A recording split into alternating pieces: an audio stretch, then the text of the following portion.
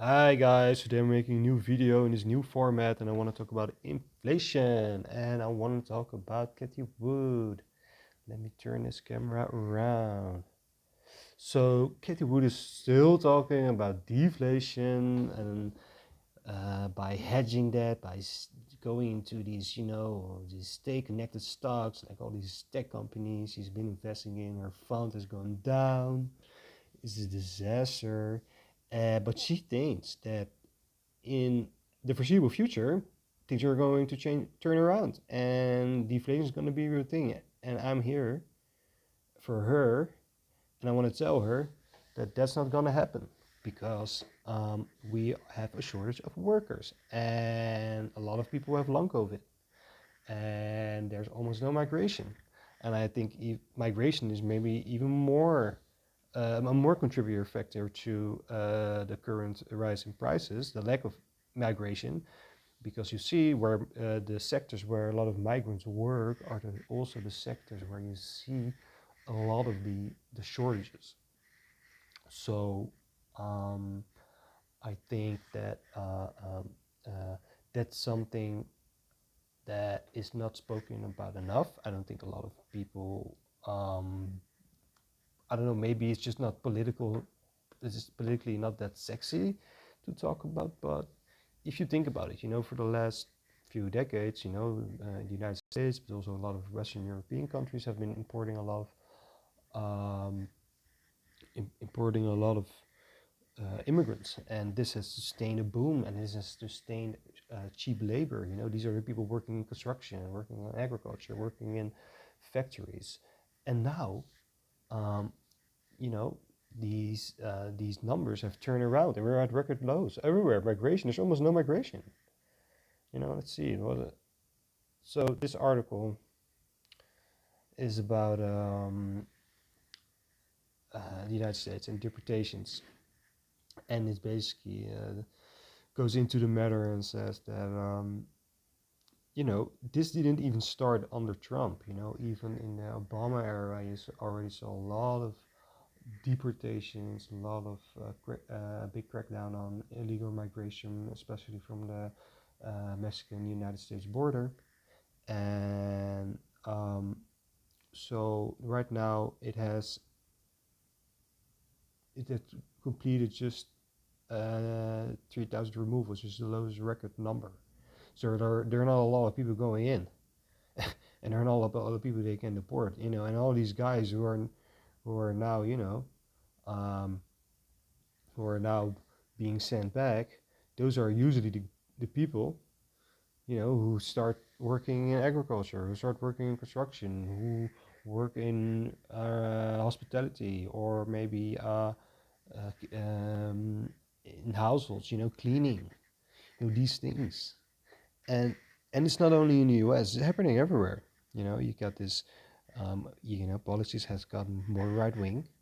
And I'm not saying it's a good or a bad thing, but I'm just saying there are consequences to the policy directions that we're taking, and we should really think them through. And also, if you wanna, if you want no migration or like almost zero, then you need to restructure your economy because you won't be able um, to do the things to do to have very labor intensive jobs filled by the jobs just won't be filled. So we need to reallocate capital investment to, I don't know, automation. I'm not sure how long it would take, but this is a big shift. And also what Cathy Woods is saying is that an aging population is deflationary, but I think the opposite. You're gonna have a big outflow of really skilled labor, old people who are just getting out of their jobs. Are the young people there to go into their positions and take up the jobs? I don't think so. There's just a lot of these organizations are very old. They didn't really invest in young people. You know how these organizations are. What organization really invests in young people? Not a lot. So there's going to be big shortage of labor the coming years. There will be just no immigration. You got a lot of people getting out of the workforce, and you're gonna have just shortages, not only in like unskilled labor, but also very skilled labor. In certain, I know like right here in the Netherlands, we have a big lack of people who can work in the public transportation sector, or who can work at municipalities to complete um, building applications and these sort of things. So this is a really broad deflationary factor, inflationary factor on the economy for the coming, I think, decades, especially because the older people who are leaving the workforce, who have a lot of experience and also have a lot of money. And these people will keep consuming. So you got a lot of people who are going out of the workforce but keep consuming. So I don't see in the foreseeable future very okay, at least from the labor side of the economic perspective, that you're going to see deflationary deflationary factors come playing in. I just don't see it happening. And maybe that's a good thing. Maybe we need to restructure. Maybe our economy is just too dependent on cheap labor. Maybe that's something we need to change. Maybe we need to consume less, and maybe wages should be higher, and we should just save more. This sounds radical, but it's really just not. And I just want to finish up with this last article. Let me see. Let's just work. So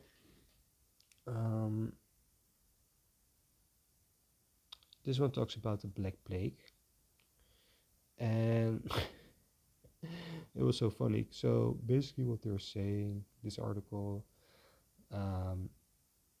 is looking at the context of the Black Plague and how leaders reacted to it.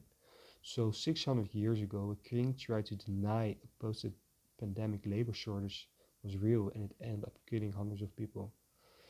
So everybody's kind of aware of this history, is that, after the Black Plague, a lot of people died, and there was just a big shortage of labor, especially in rural areas, and this led to a better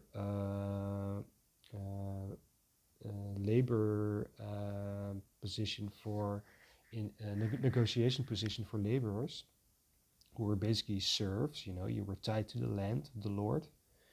This is medieval Europe. And but when these big shortages started to emerge, they could suddenly, say, hey, I don't want to be a serf, I want to be a free farmer. And so it also changed, it kind of ended the feudal system, right? So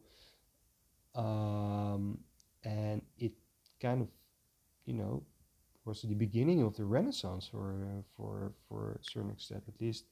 It also enabled people to grow into the more merchant class, so not the nobility, but more the people who run business and other professions, to climb up the ranks. And you know what? Maybe we're gonna see the same thing. Maybe we're gonna see a long time of some sort of inflation. We're going to see wages going up, but we're also going to see big social changes, because this is going to change the position of working class people if they play it right.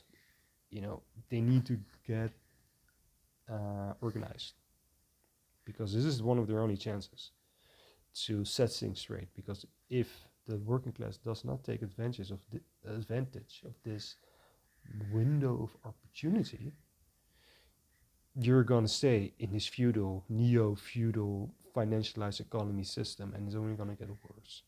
So yeah, that's kind of my takeaway for today, and see you next time.